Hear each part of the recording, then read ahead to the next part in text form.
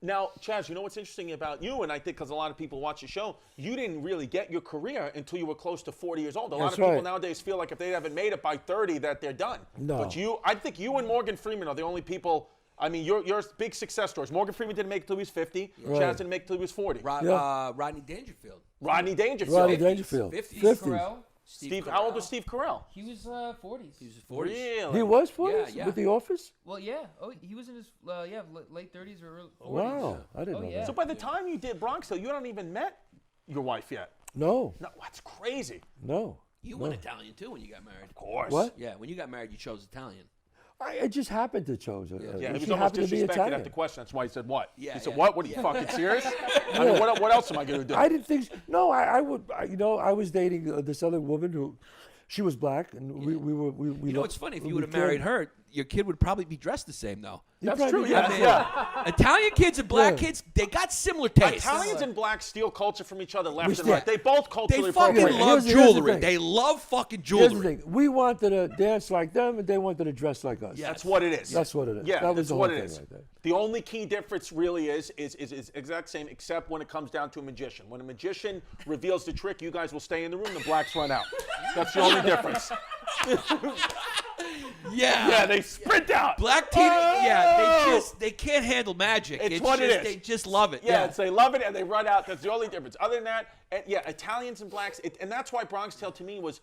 Listen, people always talk about Bronx Tale and Goodfellas. Both iconic movies. I love Goodfellas. Bronx Tale to me was always number one, though, because it really shined that New York story, and it really showed that the black and Italian community are very, very, very, very, very close, similar. yeah. And I just loved it because I was like, wow, that to me always, especially putting that in the 90s, took balls, but it was true and honest, and that's why everybody loved it. When I'm out with Chaz, I would say as many black people come up to him and just maybe more love the work, love the movie. They love Italian culture. So it's culture. beautiful. Love. It's a beautiful thing. One of my favorite stories is Paul Verzi. He's a comedian, very funny comedian. Our good friend Paul Verzi. He's Italian. His father is from the Bronx. Right. And he said his father, I think maybe grew up in your neighborhood. Yeah. Yeah.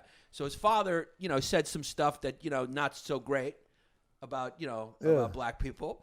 But then he says, but you know what? I got to tell you, these rappers, they know their jewelry. I'll tell you that. They know their jewelry. Yeah, I would say to my son, Dante, remember when these big rappers would say to me, we want to put some of Bronx Tale? Yeah. And I would say, do you know this guy? And at dinner, he goes, do you know someone named Dre?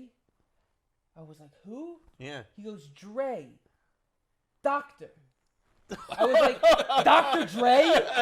He goes, yeah, Dr. Dre. You know him? I'm like, I know him. Yeah, I know who he is, So does everyone else in the world. And He's then he wants to use like a thing from like a Pac Anderson. Yeah, and he's like, him and this other guy, Anderson Paak.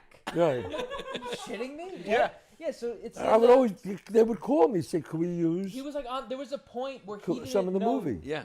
He was on the phone with Dr. Dre, emailing him, and just had no idea. Yeah. And they used the Bronx Tale in the song "Winner's Circle" by Anderson Paak. You hear him sampled. It's probably been in about at least 30 black videos. Yeah.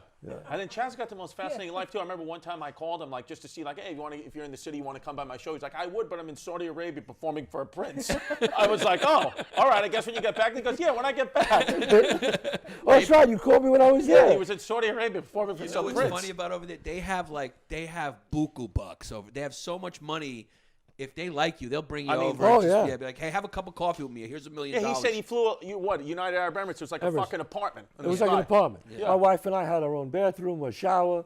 We flew on Emirates. It was like one of the greatest flights I've ever had in my whole life. And what were you doing? Performing? I wasn't really, actually, I wasn't performing. He just wanted me to come to his birthday party. Yeah. That's what it is. Yeah, it's what it is. It's what it is, man. You got money, it's sort of, it's what it is. And he wanted me to come there. It was his birthday, and there were some people there to meet. And he said, I have some people that they love your movies, and they want to meet you. I said, great. And so he offered me a nice money. A little incentive. Yeah, a little per diem. Yeah. As my daughter Gabriella would say, some fazoos. And I went there, and we had a great time. Oh, yeah. Nice. I mean, it's beautiful. Yeah. No, it's a beautiful life. We really hope you enjoyed that episode, whatever it was about. This is just a stock thing that we're taping onto every episode. So go make sure you rate, review us, subscribe, turn on your notifications, get jiggy with it. and go to patreon.com/Bay Ridge Boys where things get really wild.